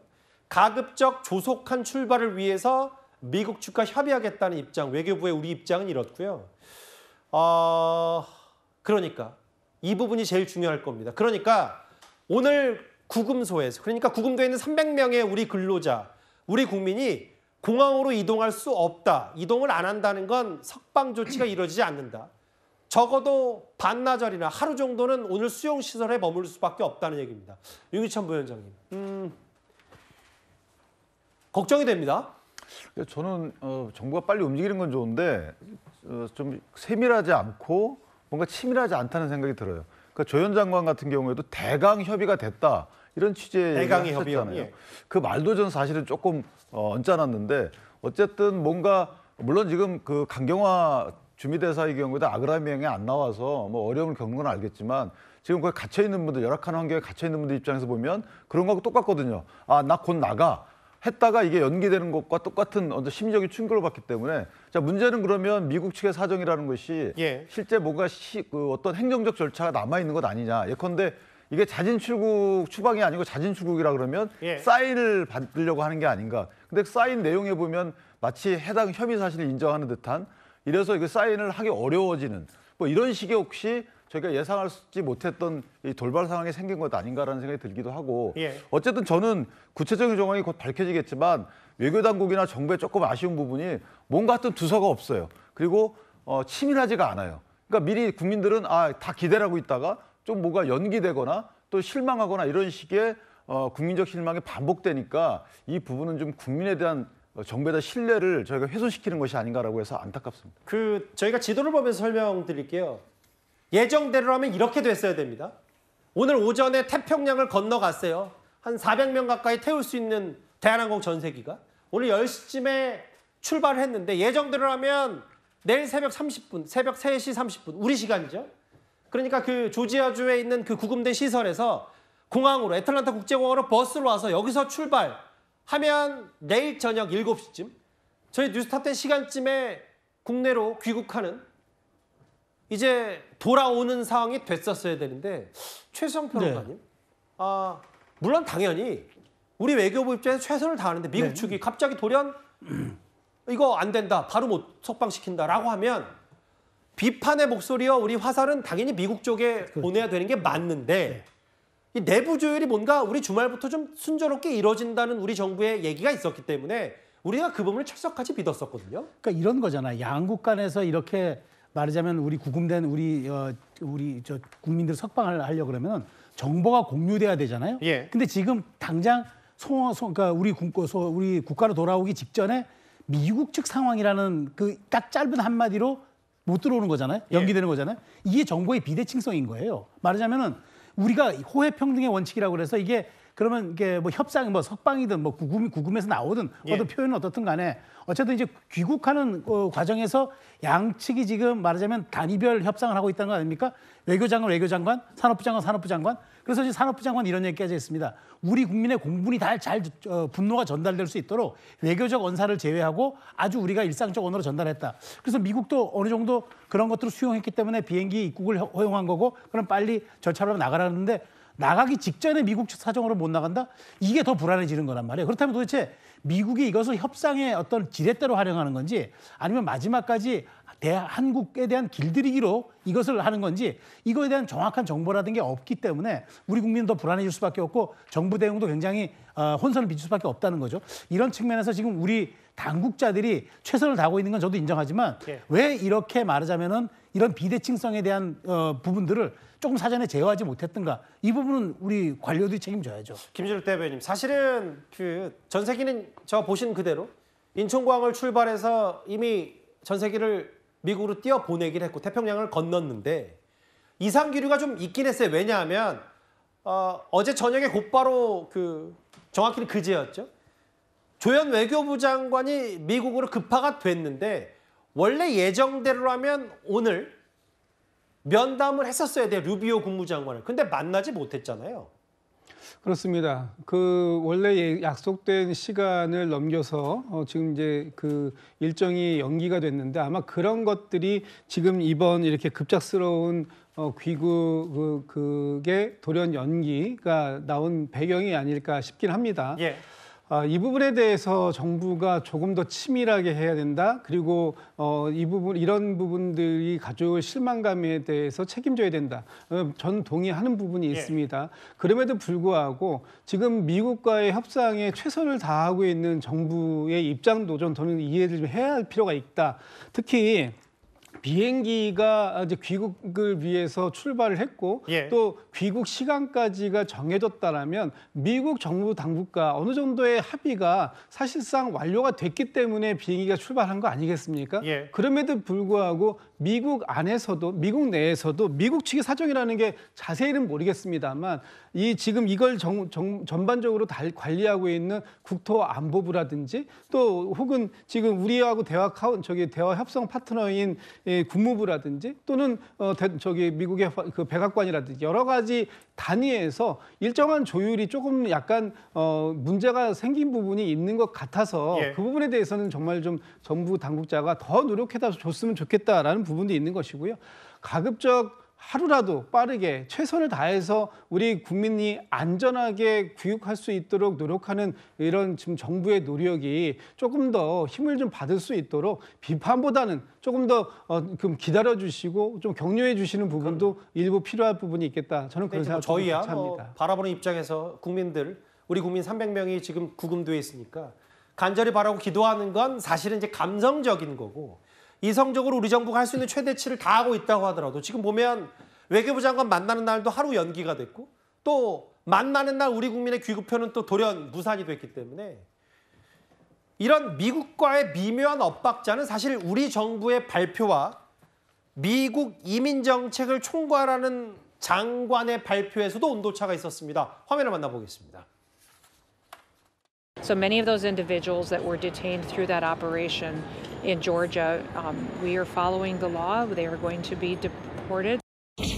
미국 측에서 협조를 다 해줘서 지금까지는 이제 그럭저럭 원만하게 해결해 오고 있습니다. 5년 입국 제한으로 알고 있는데. 아니면 사진 제공해서 5년 입국 제한이 없습니다. He expects these foreign companies to hire American labor. We want Americans to have these jobs, but he also understands the need for these companies to bring over their workers who already have these skills. And I know that the Department of Homeland Security and the Department of Commerce are working on this matter together. I would defer you to them for any further action on this front. 우리 여권 일부에서는 외교관 출신의 이제 외교 전문가 출신의 의원이 우리도 맞대응해서 지금 우리 나라에 있는 미국 영어 교사들도 다 이렇게 해서 추방시켜야 될 수 있는 정도까지 해야 되지 않냐는 취지도 외통에서 얘기했던 기억이 나는데 우리도 격양될 수밖에 없는데 제일 중요한 건 근데 전세기 돌아오는 거잖아요. 내일 저녁에. 그렇죠. 하루가 미뤄졌으면 또 하루가 이틀이 될 수도 있고 이런 걱정이 앞설 수밖에 없어요. 그렇죠. 또 구금돼 있는 한국인들이 지금 굉장히 그 시설 자체가 열악하다라는 말도 나오고 있기 때문에 특히 이제 한국에 계신 가족분들의 걱정이 정말 클 것 같습니다. 특히 연락이 안 되고 있다라는 점은 상당히 좀 걱정도 되고 우려도 되고 또 구금돼 계신 한국인들 입장에서도 마음이 얼마나 답답할지 참 안타까움이 드는데요. 특히 그렇기 때문에 정부로서도 지금 최선을 다하고 있을 거라고 생각이 들고 그리고 앞서 김진욱 대변인도 말씀 주셨지만 일단 전세기가 그래도 시간이 한번 정해졌었다라는 것은 어느 정도 미국 측과 지금 협상이 되고 있고 관련된 부분이 절차가 진행이 돼서 성과가 나오던 중이었다라는 생각은 듭니다. 그런데 뭔가 우리가 아직은 알려지지 않은 사정으로 지금 돌연 연기가 된 것이기 때문에 그 부분을 빠르게 해결해서 정부가 하루라도 빨리 한국인 구금된 분들을 가족의 품으로 돌아올 수 있도록 더 치열하게 노력해야겠다는 생각합니다. 확실히 이것부터 뭐 구금이 석방이 돼서 전세기로 통해서 귀국하는 것도 하는 거지만 정말 미국 말만 믿으면 추방될 거라고 했기 때문에 다시 미국으로 들어갈 수가 없는 부분이면 우리 정부가 얘기했던 자지출국과 얼마나 온도차가 있는지 뭐 그게 지금 조율 중인지 미국 측 사정이라고만 하는데 이거를 이 시선을 구금돼 있는 분들이나 구금자 가족의 시선으로 보면 얼마나 답답하겠어요. 현장 화면 하나 준비했는데 윤기찬 부위원장님 실제로 저렇게 보시는 것처럼 건설 현장 사무실 LG엔솔 합작 배터리 공장 건설 현장 사무실 저렇게 구금된 근로자들 쓰던 집 놓고 출발 준비 다 하고 있었는데 단 하루만 미뤄지는 거면 천만다행이지만 저게 만약에 일어나서 발생하면 안 되겠지만 최악의 시나리오로 언제 석방될지 언제가 전세기가 다시 돌아올지 기약이 없어지면 이거 큰 문제 아닌지 모르겠습니다. 저는 저 짐이 보여주는 그 장면은 해당 기업과 정부에 대한 그 신뢰가 망가졌다 이렇게 볼 여지가 있어요. 왜냐하면 저분들이 들어갈 때도 개인적으로 미국에 취업하기 위해서 또 목적과 다른 비자를 갖고 와서 개별적 행동해서 한 게 아니잖아요. 그러니까 정부 대 정부로서 어떤 투자 계획에 따라서 그 이행 과정에서 플랜트 건설을 가서 공정을 책임졌던 분들인데 실제로 기업들 안내를 받거나 정부의 가이드를 받고 해당 뭐 여러 가지 그 비자 관련 없는 비자를 받고 건너간 거예요. 그럼 저분들 입장에서 보면 잘못이 없다라고 안심하고 들어갔다가 뭐 어떤 문제가 생겨가지고 또 구금까지 당하고 그런데 구금 관련해서 정부가 또 노력해서 이제 곧 풀려납니다라고 했는데 그게 또 저렇게 망가져버린 거예요. 그 일정이. 그렇다면 이게 기업은 그렇다 치고요. 정부가 어떤 약속을 했는데 또는 발표를 했는데 그게 이행되지 않는다. 그럼 해당 저분들뿐만 아니라 가족 국민들은 어떻게 생각할까요? 그러니까 저는 아까 물론 총영사 저분 고생하고 계신데 그럭저럭 잘 해나간다. 저 이 말도 되게 거슬려요. 아니 협상을 그럭저럭 하면 되나요? 그다음에 조현 장관도 아까 제가 말씀드렸지만 대강 합의했다. 자, 이런 식의 발언들이 저는 처음 들어봤거든요. 그러니까 그런 식의 자세로 대할 것이 아니고 가족의 심정으로 당사자의 심정으로 하시는 게 어떨까라는 생각을 합니다. 이미 전세기는 보내놨는데 석방이 미뤄지는 것 같다라는 걱정이 앞서는 지금 이 조지아주의 300여 명 구금 이 사태 이게 쉽게 잘 마무리가 수습이 되지 않고 있습니다. 2위였습니다. 그럼 지금까지 들은 여러분들의 목소리를 만나볼까요? 첫 번째 댓글입니다. 자식 농사 잘 지어야 진짜 부자다라고 하셨어요. 아까 이제 여러 군입대 소식들을 전해드린 바가 있었는데, 너무 대놓고 투자 사기 아닌가? 그 프랜차이즈 고깃집 이 말씀하신 것 같아요. 내란 논쟁은 도대체 언제 끝나나요라고 하셨고요. 고신용자가 왜 이자를 더 부담해야 하나? 이재명 대통령의 그 말을 비판하신 것 같아요. 마지막 보겠습니다. 미국 측 사정만 있냐? 우리 측 사정도 있다. 지금 미국 측의 일방적인 통보에 지금 구금된 가족뿐만 아니라 우리 국민들의 속도 새까맣게 타들어가는 것 같습니다. 댓글 5개 모두 감사드립니다. 이제 1위 남았습니다. 오늘 저희가 뽑은 1위의 주인공은 바로 국민의힘의 송원석 원내대표입니다. 지금부터 영상을 만나볼 텐데요. 장군, 멍군도 아니고요. 어제 정청래 대표가 야당 대표 악수 다음 날 국민의힘 향해서 정당 해산을 언급했다면 오늘 송원석 원내대표의 교섭단체 대표 연설 한 50분 넘게 진행됐는데 한마디 민주당을 향해 비판을 쏟아냈습니다. 이재명 정부가 출범한 지 100일이 되어갑니다. 지난 100일은 한마디로 혼용 무도, 어리석은 군주가 세상을 어지럽게 만든 시간이었습니다. 정치는 협치를 파괴하는 거대 여당의 폭주 속에 정치 특검을 앞세운 야당 탄압, 정치 보복만 있을 뿐입니다. 일당 독재의 폭주를 멈추십시오. 나홀로 독재당으로 당명을 바꾸십시오. 삼권 분립의 헌정 체계를 뿌리째 흔드는 것은 최민희 의원님 잘하고 계십니다. 정부 여당이 졸속으로 추진하고 있는 검찰 해체 사법은 잘못된 것입니다. 정부 여당은 자사주 소각을 강제하는 3차 상법 개정안까지 추진하겠다고 합니다. 지금 공부 좀 하고 연습 마세요. 좋은 얘기예요.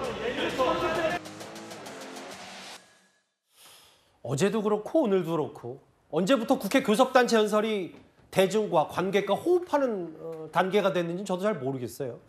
이제 중간중간 딴지 거는 의원들의 음색만 들어도 누군지 대략 감이 잡히는데 일단 윤희찬 부위원장님, 송원석 원내대표가 하고 싶은 말 중에 핵심은 이재명 정부가 혼용 무도의 시간이다라고 50분 가까이 진행됐던 저 연설에서 이재명 정부를 비판하는데 많은 시간을 할애했어요. 그러니까 저는 이재명 정부하고 이제 여당의 사실은 이제 운영에 대해서 비판을 했는데 개인적으로 이거 뭐 죄송한 말씀이지만 여당과 정부의 100일간의 어떤 실적에 대해서 저는 백서를 대신 써줬다라고 생각을 해요. 예. 저게 듣기 싫은 말이 많고 다소 과장된 표현도 있지만 실제 경제적인 측면에서도 문제가 있고 왜냐하면 잠재적 성장률을 깎아먹는 거잖아요. 예. 기업 옥죄기 법안 등을 통해서 재정도 문제가 있고 외교도 사실 문제가 있는 거잖아요. 지금 저희가 금방 다뤘지만 그다음에 사법 시스템도 훼손되고 있고 대화 협치도 안 되고 있고 되는 게 없는 거죠. 되는 거는 본인들 진영 정치만 똘똘 뭉쳐서 되고 있는 거예요. 이런 것들이 만약에 장기화된다면 국민적 시각에서 볼 때 이득일까요? 이게 손해일까요? 저는 개인적으로 듣기 싫지만 저 나온 부분들에 대해서 하나씩 체크해 나가면서 한번 판단해 볼 필요가 있다. 감정적 접근할 필요 없이 이성적으로 한번 바라볼 필요가 있다고 생각합니다. 뭐 여기 김건희한테 얘기해라, 검찰과 함께 몰락해라, 뭐 반전환길, 반면에 딱 잘라서 국민의힘들은 박수를 50번이나 친 것 같아요. 다음 화면을 보겠습니다. 근데 아까 정청래 대표, 어제 먼저 구섭단체 연설을 한 정청래 대표 표정도 나왔습니다만 아예 메모를 했어요. 협치를 하자면서 협박, 연설을 하지 않고 시위를 뭐 마치 이제 시조를 쓰듯이 이렇게 쭉 썼는데 장현주 변호사님. 네. 저는 뭐 누가 잘했고 못하고 탓할 필요 없이 다 비슷비슷한 장군범군 수준이긴 한데 근데 협치를 하자는 건 이재명 대통령이었고 그거를 어제 선공으로 먼저 직격탄을 게 정청래 대표면 정 대표도 이렇게 메모장 쓸 계절은 아닌지 모르겠어요. 글쎄요, 뭐 오늘 뭐 야당 원내대표로서 당연히 이제 송 원내대표가 뭐 나름대로 여러 가지 뭐 정부에 대해서도 그리고 민주당에 대해서도 지적을 했다라는 생각도 합니다. 다만 그 지적의 수준 그리고 이 지적이나 정치 공세가 과연 국민들께 얼마나 와닿을지 이게 좀 의문이 든다라는 취지의 정청래 대표의 메모가 아닌가라는 생각이 드는데요. 예. 물론 여야 간에 뭐 교섭단체 연설에서 얼마든지 날선 공방할 수 있고 정치적 공세는 할 수 있겠지만 적어도 정청래 대표가 이야기하는 것은 국민의힘이 그렇다면 그 내란과 관련된 혐의, 특히 김건희 씨와 관련된 혐의에 대해서 얼마나 처절하게 반성하고 혁신하고 쇄신했는지 이 부분을 다시 꼬집어 묻는 거라고 저는 생각이 들고요. 예. 사실 그런 내부적인 성찰이나 반성을 제대로 하지 않은 상태에서 정부 여당에 대해서 또 집권 여당에 대해서 아무리 손가락질을 한들 이게 국민들께서 과연 소구력이 있거나 또는 국민들이 공감해 주실 만한 그런 이야기가 될까? 이 부분은 참 의문이 듭니다. 저희는 뭐 가운데에서 봤을 때 이제 선후 관계도 중요하니까 사실은 교섭단체 연설에서 직격하고 고성을 또 주고받고 이런 건 어제부터 시작이 됐죠. 그런데 오늘 이 어제부터 시작된 여야의 교섭단체 연설 중에 오늘 꽤 논란거리가 있습니다. 정청래 대표 연설 중에 막말을 한 사람이 있다. 정 대표가 오늘 아침에 범인 색출까지 나선 겁니다. 내란 청사는 권력 다툼이 아닙니다. 국민의 삶을 외면하던 부정부패를 청산하자는 것입니다. 내란 청산은 어제 제 연설 중에 역대급 망언이 있었습니다. 진짜 귀를 의심했습니다. 영상 한번 보시죠. 자극해 위기 상황을 만들고 위기 상황을 이용해 민주주의를 죽이려는 세력이 있다는 것을 노상원 수첩을 통해 알게 되었습니다. 노상원 수첩이 현실로 성공했더라면 이재명 대통령도 저 정청래도 이 세상 사람이 아니었을 것입니다. 아니 제발 그래 됐으면 좋았을 텐데. 불기의 계기 되었을 것입니다. 아니 제발 그래 됐으면 좋았을 텐데.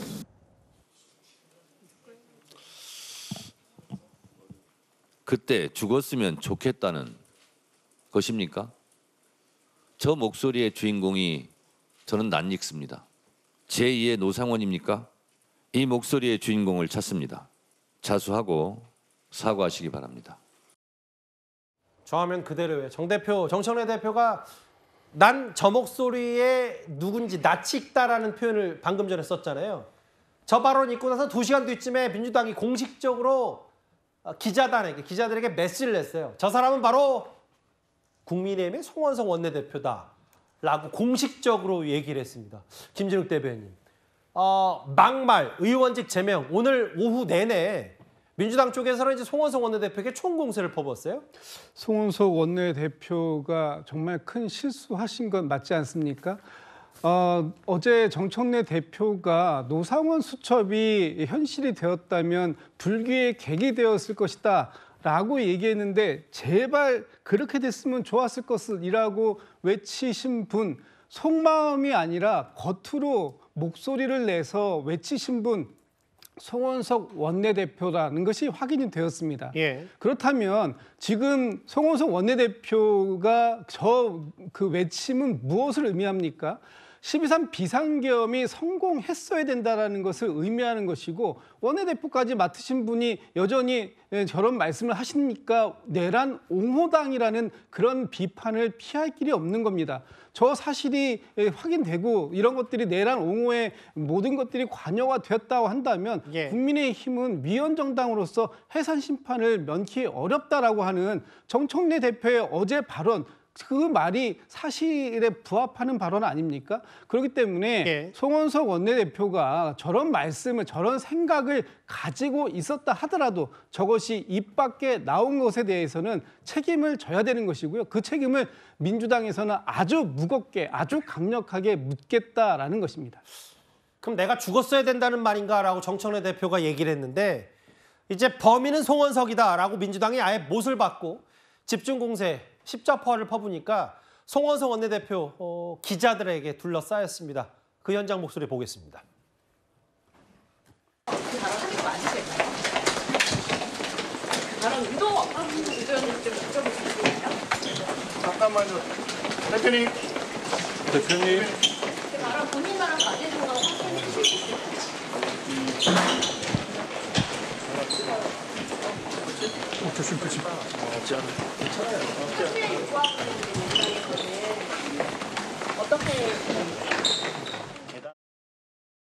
오늘 김병기 원내대표, 여야 원내대표 회동이 있었던 모양인데 묵묵부답이었습니다. 의원직 제명까지 민주당 가만히 있지는 않을 것 같은데요, 최수영 평론가님.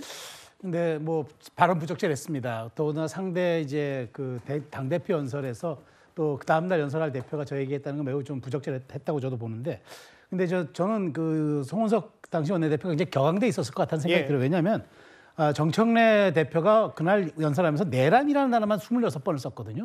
그리고 이제 위헌정당으로 우리가 몰아붙이겠다고 얘기를 하니까 그 다음날 연설할 그 송원석 원내대표 입장에서 굉장히 좀 마음속으로 부글부글 하다가 그게 이제 입 밖으로 튀어나온 것 같은데 어쨌든 정치인은 말로 시작해서 말로 끝나는 게 직업이고 또 그게 공적인 자세를 갖고 있는 또 정치인의 품격이고 도리이자 합니다. 그런데 어쨌든 저런 좀 말이 튀어나온 거에 대해서는 저는 빨리 사과하는 게 좋겠다는 생각이 들고요. 그렇다고 저렇게 튀어나온 말 한마디를 가지고 의원직 제명까지 거론하는 것도 상대에 대한 예의도 아니고 그다음에 상대당이 또 원내대표고 원내 전략을 지휘하는 정기국회, 즉 9월 국회에 이렇게까지 확전하는 건 저는 온당치 않다고 생각이 되고 어쨌든 이 부분은 빠르게 사과하고 저는 마무리하는 게 좋겠다고 생각이 듭니다.